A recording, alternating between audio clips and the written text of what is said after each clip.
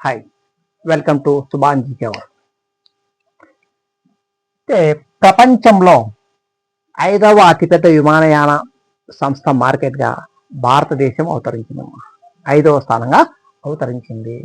ఎందుకంటే IATA పరంగా international air transport association తాజా నివేదిక పరంగా 2024లో 24.1 కోటి ప్రయాణికులతో భారతదేశము 5వ స్థానంలో అడుగుపెట్టింది. సో 5వ అతిపెద్ద విమానయాన మార్కెట్గా అవతరించింది.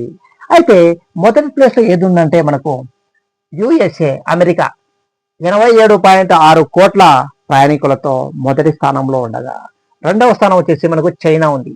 ఇంకా 74.1 కోటి ప్రయాణికులతో రెండవ స్థానం ఉంది.